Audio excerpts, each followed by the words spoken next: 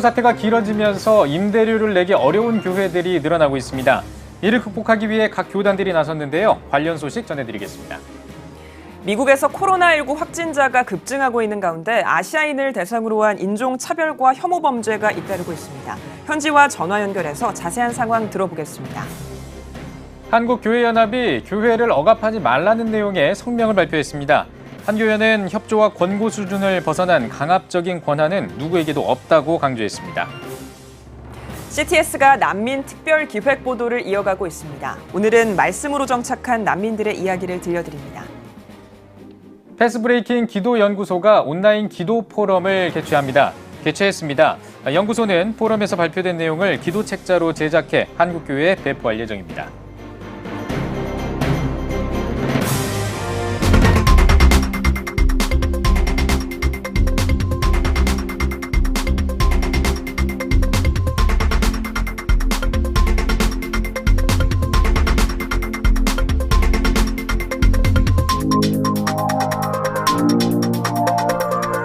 시청자 여러분 안녕하십니까? 3월 26일 CTS 뉴스입니다. 오늘도 코로나19 소식으로 시작하겠습니다. 기독신문 박용미 기자와 함께합니다. 안녕하십니까? 안녕하세요. 네, 코로나19 때문에 한국 사회와 또 교회가 전부 침체되어 있는 상황인데요. 오늘은 기분 좋은 소식을 가지고 오셨다고요? 네, 한국 사회에서 코로나19로 어려움을 겪고 있는 소상공인들의 임대료를 감면해주는 일명 착한 건물주 캠페인이 눈길을 끌었었는데요. 네. 교계에서도 상가교회들의 임대료를 후원해주는 움직임이 있었고요. 예. 최근에는 각 교단에서도 그 산하 미자립교회의 임대료를 지원해주는 정책들을 속속 발표하고 있습니다. 네, 아무래도 교회 재정에 타격이 지금 있을 수밖에 없는데 뭐 생활비나 이런 거는 뭐 그렇다 치더라도 이 임대료를 못 내면 당장에 이제 교회 문을 닫을 수도 있는 그런 상황이기 때문에 참 이 지원이 필요한 것 같은데요. 이를 극복하기 위한 각 교단의 지원 정책 어떤 것들이 있나요? 네, 먼저 예장합동의 경우는 산하 교회자립개발원이 임대료 지원 캠페인을 벌이고 있습니다. 단순한 모금 형식이 아니라 교회 자립개발원이 일정한 심사를 거친 미자립교회 명단을 후원교회에 넘겨주면 예. 후원교회가 직접 미자립교회와 연락을 취해서 지원을 하는 방식입니다. 예. 현재까지 중대형 교회들이 약 3억 원 정도의 지원을 약정했고 미자립교회는 170여 곳이 신청한 상태입니다. 예. 또 예장 통합의 경우는 모금을 통해서 2천여 개 미자립교회에 30만 원씩을 지원해 주기로 했고요. 또 기성 역시 총회 행사 예산을 줄여서 1,200여 교회에 100만 원씩, 기하성 여의도는 2천여 교회에 30만 원씩을 지원합니다. 예. 네, 보통 같은 경우는 이제 교단이 모금을 해서 총회 이름으로 나눠주는 방식인데 말씀해주신 것처럼 예장 합동은 연결만 해주고 후원교회랑 미자립교회가 직접 관계를 맺는 형식이네요. 네, 그렇습니다. 예장합동은 이런 방식을 사용하면 교회끼리 형제의식을 가질 수 있고 또 투명성을 높일 수 있다고 설명했는데요. 네. 총회가 일괄적으로 나눠주는 것도 물론 장점이 있지만 후원을 한 교회가 자신들의 후원금이 어느 교회에 어떻게 쓰였는지 알기 어려운 것도 사실이었습니다. 하지만 이렇게 양측을 연결시켜주면 후원교회는 미자립교회의 상황과 현실을 보다 자세히 알 수 있고 또 더 기도하는 마음을 가질 수 있게 됩니다. 네, 그 산하 교회의 상황이라는 건 아무래도 총회, 노회 이런 곳에서 가장 잘 알 수 있잖아요. 그렇기 때문에 꼭 필요한 교회의 지원을 적절하게 잘 해줄 수 있을 것 같은데요. 근데 교단 차원에서 이 창구가 일원화되기 때문에 정확한 심사가 가능하고 또 중복 지원도 막을 수가 있습니다. 네. 예장 합동의 경우는 연간 예산 3,500만 원 미만인 교회를 미자립교회로 보는데요. 이는 전체 교회의 40%에서 50%에 달합니다. 이들 중에서 소속노회의 추천을 받은 교회를 대상으로 심사를 진행하기 때문에 정확한 곳에 지원을 할 수가 있습니다. 또 임대료 지원을 해주는 단체가 늘어나면서 일부 교회는 몇 번에 걸쳐서 지원을 받는 반면에 단 한 번도 지원을 받지 못하는 교회도 생길 수 있거든요. 예. 이런 방식을 사용하면 공평한 지원도 가능합니다.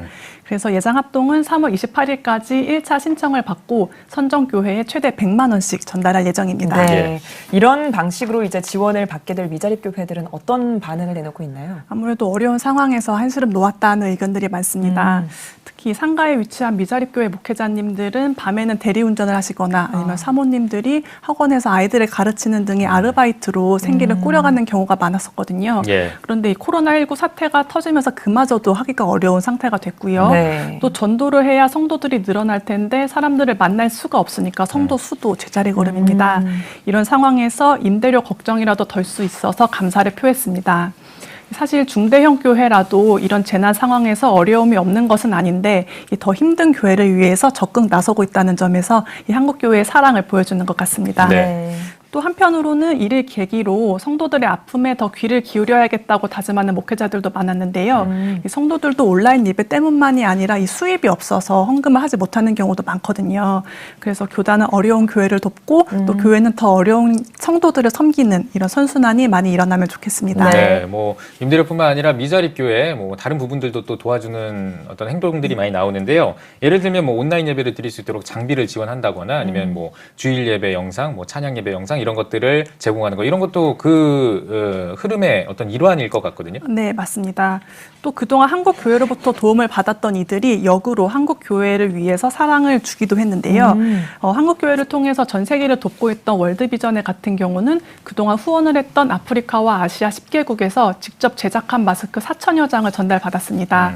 또 난민 사역을 해왔던 글로벌 호프도 동두천에 위치한 난민 공동체로부터 수제 마스크를 받아서 지역 사회에 전달했는데요. 예전에 한국 교회에서 도움을 받았지만 지금은 위기를 겪고 있는 한국에 힘이 됐으면 좋겠다는 메시지를 전해왔습니다. 네. 국가적인 위기 속에서도 이렇게 서로 사랑을 베풀면서 함께 재난을 극복해 나갔으면 좋겠습니다. 박영미 기자 잘 들었습니다. 감사합니다.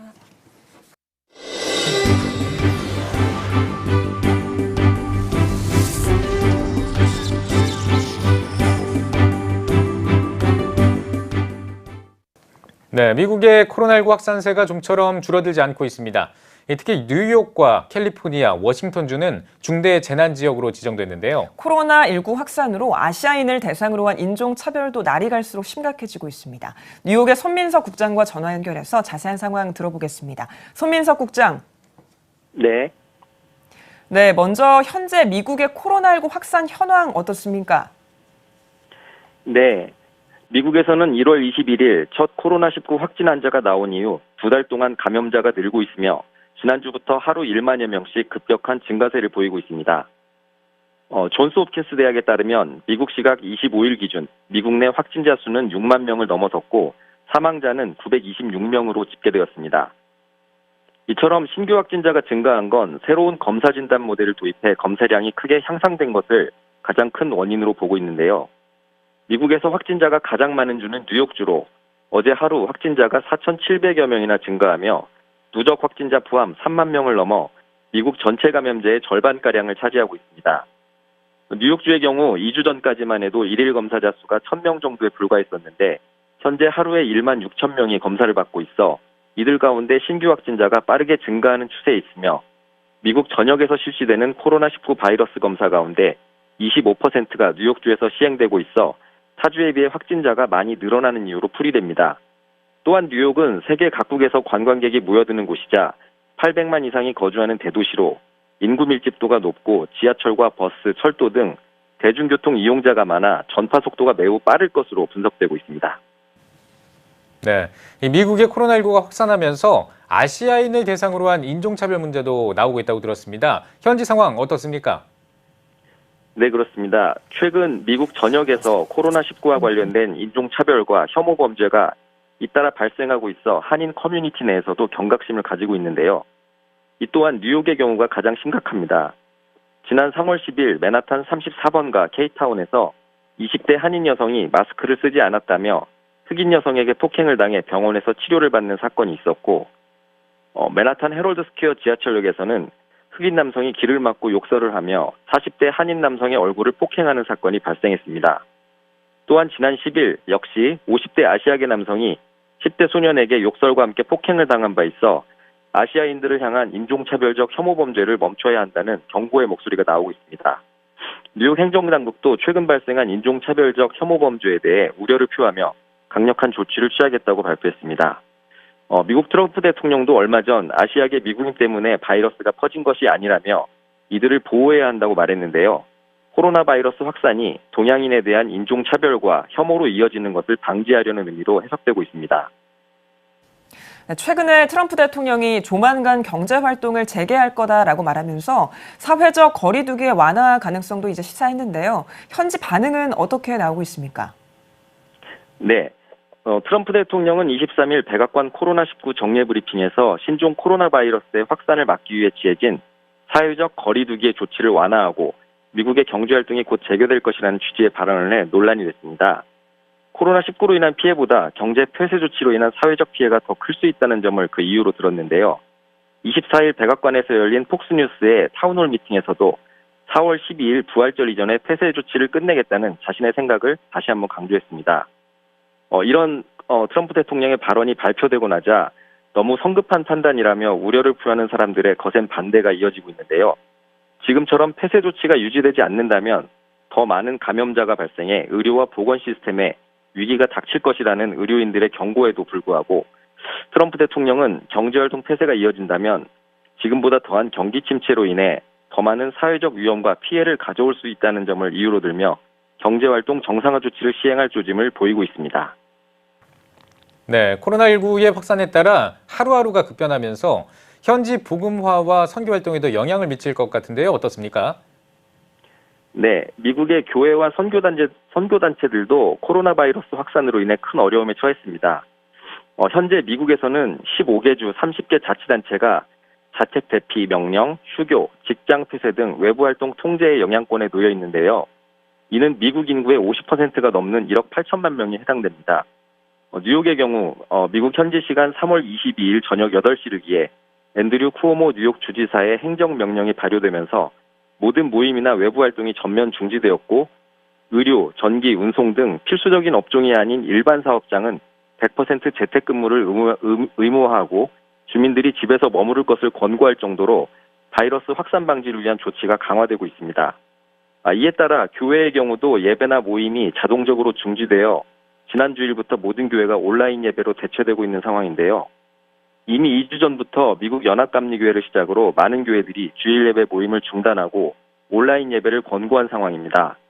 아울러 이번 코로나19 여파로 인해 올 상반기에 예정되어 있던 부활절 연합예배를 비롯해 대규모 찬양 집회와 공연, 부흥회 등 교계의 여러 행사와 중남미 지역 해외 선교 일정들이 연이어 취소되거나 내년으로 미뤄지고 있는 상황입니다. 현재 뉴욕과 뉴저지를 비롯한 미 동부 지역의 경우 상당수 한인교회가 50인 이하 소규모 미자립교회로 구성되어 있어 앞으로 바이러스로 인한 예배 통제가 지속될수록 더욱 많은 어려움이 예상되고 있는데요. 이러한 어려움에 대처하기 위해 뉴욕과 뉴저지의 한인교회협의회에서는 대책 마련을 위해 고심하고 있습니다.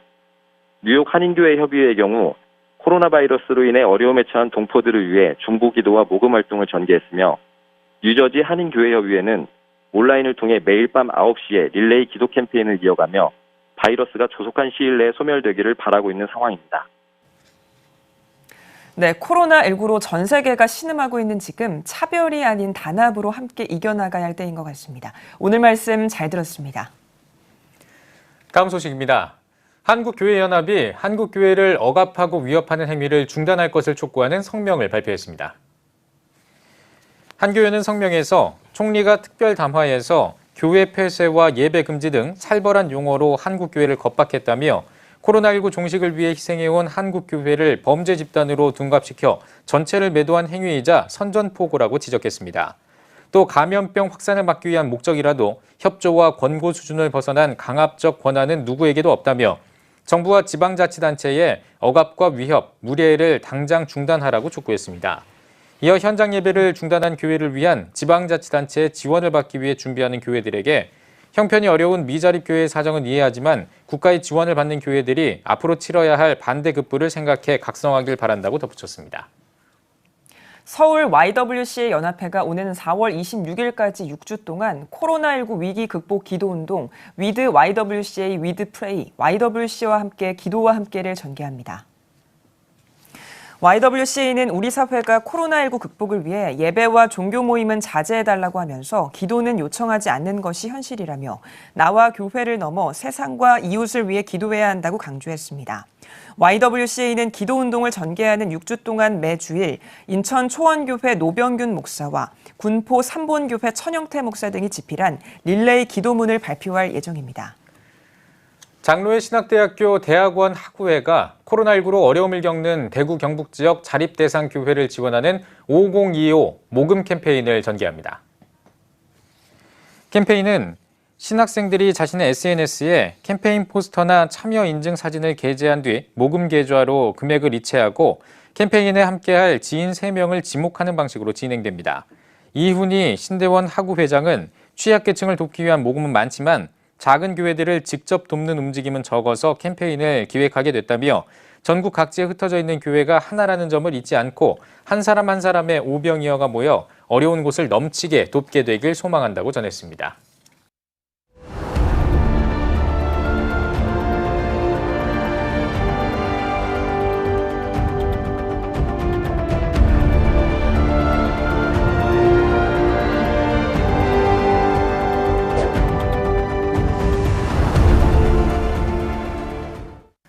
CTS 특별기획 난민의 시대 선교와 마주하다 세 번째 시간입니다.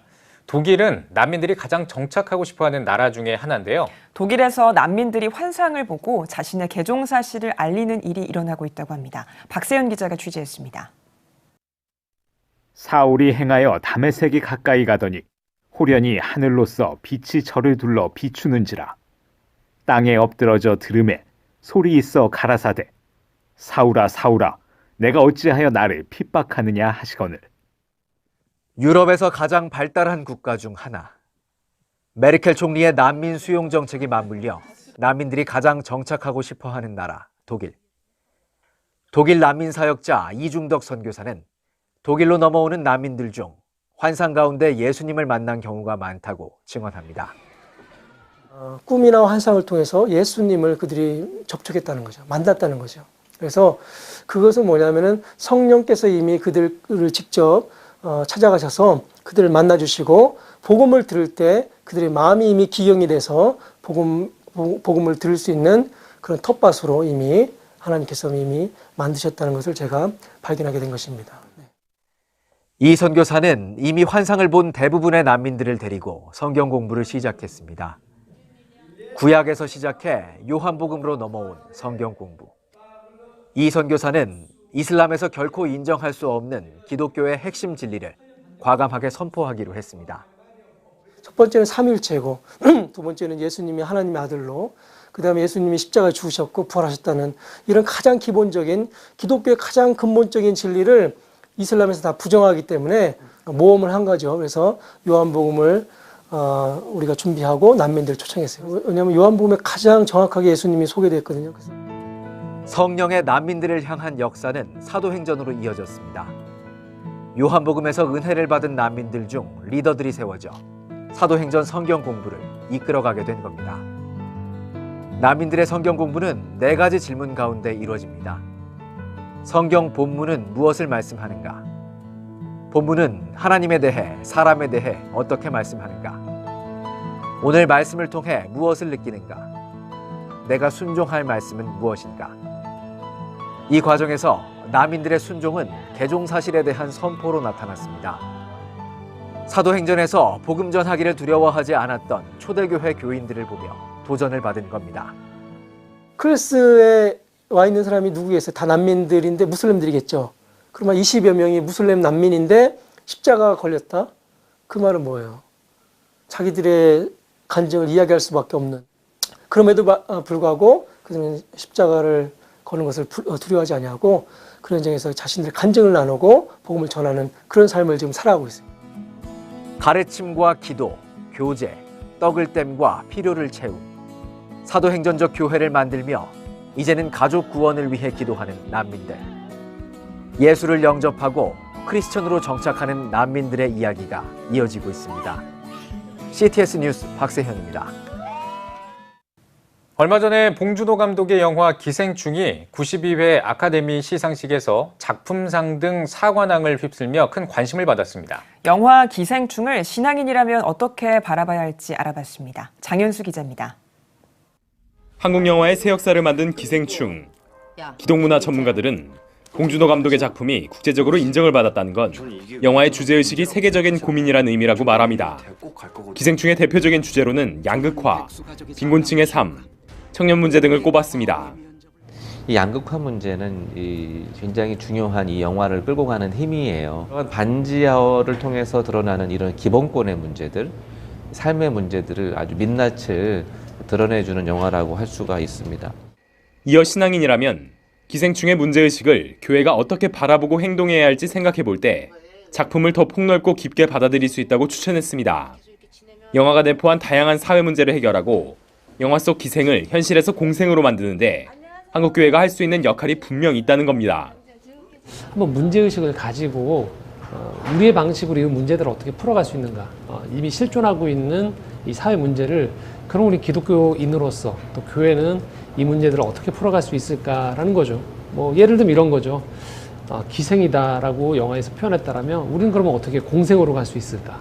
한국교회가 개인의 능력과 역량으로 해결할 수 없는 이 사회 구조적인 문제들에 대해서 교회가 함께 힘을 모아서 이러한 구조들을 바꾸어 나가는 노력이 필요하고, 이 영화는 한국교회의 앞으로의 사회적 과제에 대해서 그 과제의 목표들을 던져주고 있다.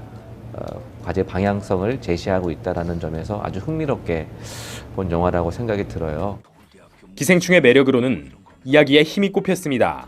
이야기꾼인 봉 감독이 심오한 사회 문제를 어렵지 않고 흥미로운 이야기로 풀어내 흥행에도 성공했다는 분석입니다. 덧붙여 한국 기독교 영화가 더 영향력 있는 문화 선교의 도구가 되기 위해선 구원과 복음에 대한 메시지를 담아낼 수 있는 이야기를 개발할 필요가 있다고 강조했습니다. 기독문화 전문가들은 기생충 열풍을 통해 교회 안에 영화에 대한 생각을 함께 공유하는 모임이 늘길 바라기도 했습니다. 영화에 대한 생각을 나눌 수 있는 장이 생긴다면 신앙인들은 성경적 관점에서 영화를 볼 수 있는 시각을 키울 수 있고, 교회는 영화가 다루는 문제의식에 대해 주목해 볼 수 있다고 전했습니다. 이 영화에 대한 설명이라든지 이런 부분들이나 또는 자유롭게 토론할 수 있는 그런 것들은 훨씬 더 준비가 되어 있는 성도들이 많으세요. 성도분들도 교회에서 이런 장이 열리시면 본물 터지듯이 아마 이 얘기를 많이 하고 싶어 하시고 하는 것 같아요. CTS 뉴스 장현수입니다. 미랄복지재단 헬렌 켈러 센터가 시청각 장애인 유권자의 참정권을 확대하기 위해 총선 당일 통역 서비스를 지원합니다. 헬렌 켈러 센터는 다음 달 8일까지 사전 신청을 받아 신청자를 대상으로 총선 당일 서비스를 지원할 계획입니다. 통역 서비스 신청 시 촉각 수어 통역인이 신청자가 요청한 시간과 장소로 찾아가 투표 절차와 투표장의 동선, 투표 용지 설명 등 시청각 장애인의 원활한 투표 참여를 위한 다양한 서비스를 제공할 예정입니다. 헬렌 켈러 센터 홍유미 팀장은 공약집 통역 등 관련 서비스를 확대하고 중앙선거관리위원회에도 진정을 넣어 시청각 장애인이 비장애인과 동등한 참정권을 보장받을 수 있도록 활동할 계획이라고 전했습니다. 패스브레이킹 기도연구소가 교회가 나라를 위해 어떻게 기도할 것인가를 주제로 온라인 기도 포럼을 개최했습니다. 포럼에서는 서울신학대학교 정병식, 장로회 신학대학교 최윤배 박사 등이 참여해 루터와 칼빈, 웨슬리, 예수 그리스도라면 이 시대에 우리나라를 위해 어떻게 기도했을지에 대해 토론하는 시간을 가졌습니다. 연구소는 이날 발표된 내용을 나라사랑 기도백서로 제작해 전국 교회에 배포할 예정입니다. 아세아연합 신학대학교가 9개 나라에서 2020년도 외국인 신입생 19명을 선발했습니다. 아신대는 코로나19의 확산을 막기 위해 외국인 학생들의 입국일로부터 14일 뒤에 손소독과 마스크 착용을 완료한 채 오리엔테이션을 진행했습니다. 외국인 학생들은 졸업한 뒤 자국과 세계의 복음화를 위해 목회자와 선교사, 신학자로서 헌신하게 됩니다. 구세군이 사회서비스 종사자들을 위한 내 마음을 담다 캠페인을 이달 말까지 연장 시행합니다. 구세군은 시민들의 호응과 기부, 끊임없는 후원 문의로 캠페인을 연장해서 시행하기로 했다고 전했습니다. 오는 31일까지 진행하는 캠페인은 구세군 지방 본영 9개를 중심으로 전국 각지에서 진행됩니다. 내 마음을 담다 캠페인은 코로나19 감염 위험을 감수하고 국민을 위해 일하는 환경미화원과 버스기사 등 사회서비스 종사자들에게 여분의 마스크나 위생용품을 전하며 응원하는 캠페인입니다. 지구촌교회 담임 목사로 사역한 뒤 케냐 선교사로 떠난 진재영 목사가 케냐 브릿지월드 칼리지의 2대 학장으로 취임했습니다. 진재영 목사는 자신의 페이스북을 통해 BWC는 약 200명의 목회자와 신학생들이 신학교육을 받는 신학교라며 앞으로 아프리카의 신학교육을 위한 고등교육 신학교로 성장해 나갈 것이라고 포부를 밝혔습니다. 이어 나이로비에 있는 ICF 국제학교에서 담임 목사 사역을 시작한다며 선교사로 섬기게 되는 ICF는 약 300명의 외국인과 선교사의 영성과 회복을 위한 국제교회 사역이 될 것이라고 전했습니다.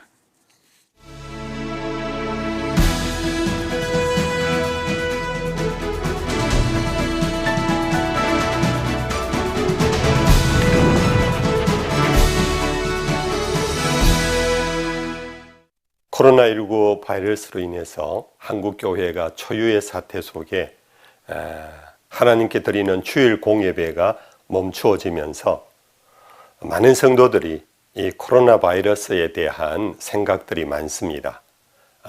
적지 않은 생각들이 하나님이 심판하신다, 우리 죄에 대한 형벌이다, 이런 위기의식이 적지 않은 성도들에게 많습니다.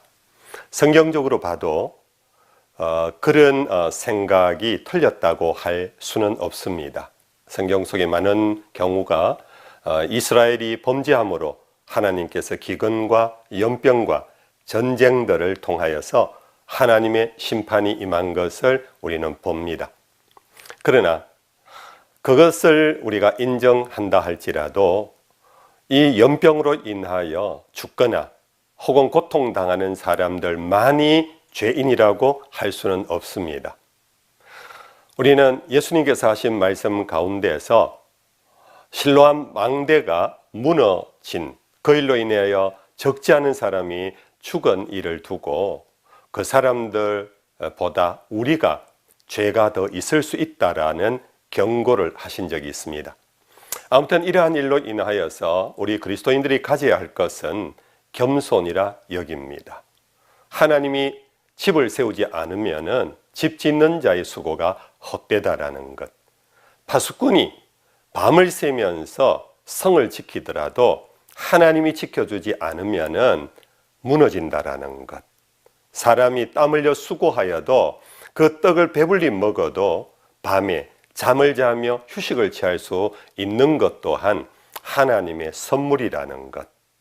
우리가 이러한 일을 통하여서 하나님이 지켜주지 않으면은 우리는 아무것도 아니구나 하는 이 겸손함이 이 사태를 통하여서 우리 그리스도인들이 꼭 가져야 할 믿음의 자세라고 여깁니다.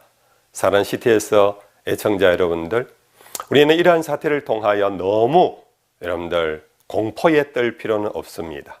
그러나 하나님께 나아가며 천부 여지없어서 손들고 옵니다. 주님 나를 박대하시면 나 어디 갑니까? 라는 그 겸손함을 가지고 주님 앞에 나아가 우리 자신을 돌아보는 그러한 신앙의 겸허한 예배자의 자세가 필요합니다. 교회가 지금 예배의 문을 닫고 있지만 그러나 하나님은 우리의 예배를 받고 계십니다.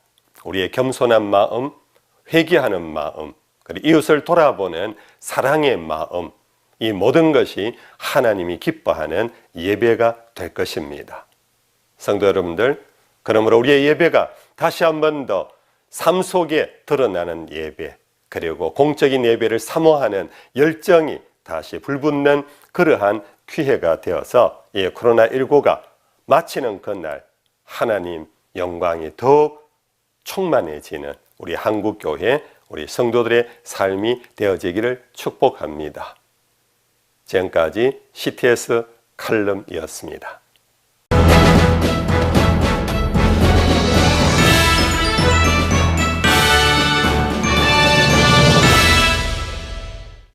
전국 각 지역별 네트워크 뉴스입니다. 청송 도평교회가 경북 청송군의 코로나19 극복을 위한 특별 모금에 동참하고 지역사회 경제 회복을 위한 협력 의지를 밝혔습니다. 청송 군수실에서 진행한 성금 전달식에서 도평교회 문병관 목사는 청송군은 경북 지역 내 코로나 청정 지역으로 꼽히지만 경제적 타격이 심해 지역 상권 회복이 시급하다며 적은 금액이지만 지역사회를 위해 사용해달라고 말했습니다. 아울러 주일 예배에 대한 의견과 교계 협력 방안도 함께 논의했습니다. 송촌 장로교회가 지역 주민과 작은 교회를 위해 코로나19 방역 소독과 손소독제 물품 지원에 나섰습니다. 코로나19로 어려움에 처한 소규모 상가들과 작은 교회들을 위해 송촌 장로교회가 자체 방역팀을 꾸리고 손소독제 15,000개를 지역사회에 무상으로 제공하는 등 4,500만 원 상당의 물품을 지원했습니다.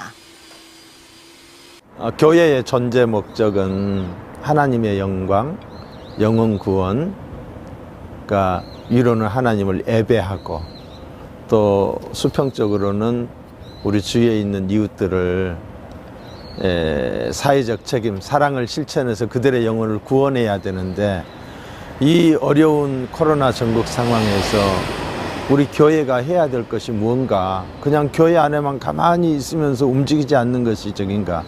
우리가 좀 적극적으로 지역 주민들을 섬기는 방역 자극과 또 이 손세정제를 나누면서 그걸로 교회가 같이 이 사회적 책임을 다하고 있다는 것을 보여주고, 그리고 이웃 사랑을 실천하는 그런 의미에서 우리가 이걸 한 겁니다. 예. 교회 주변인 대전 대덕구에서 소독 방역을 위해 신청 접수된 기관은 80곳으로 현재 50여 곳에 방역을 진행했으며 추가 접수량에 따라 방역팀을 확대할 예정입니다.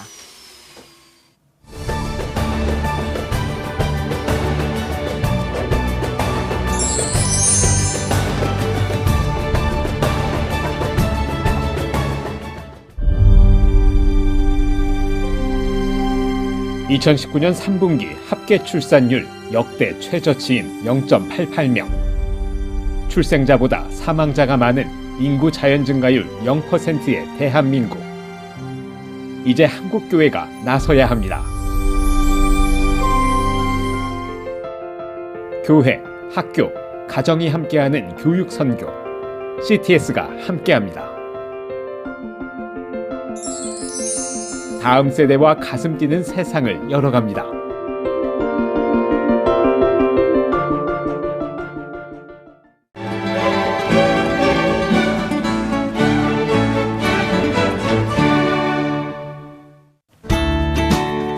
내일은 전국이 흐리고 비가 오는 곳이 있겠습니다.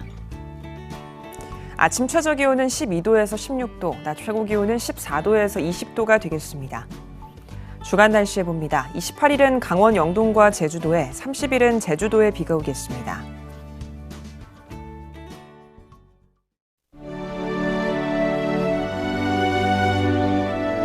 백만인 기도운동에 새롭게 참여하신 분들입니다.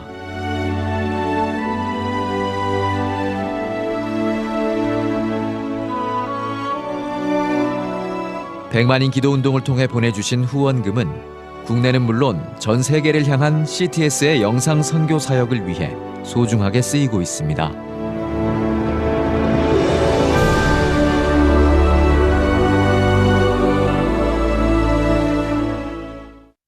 CTS 뉴스 오늘 순서 여기까지입니다. 시청해주신 여러분 고맙습니다.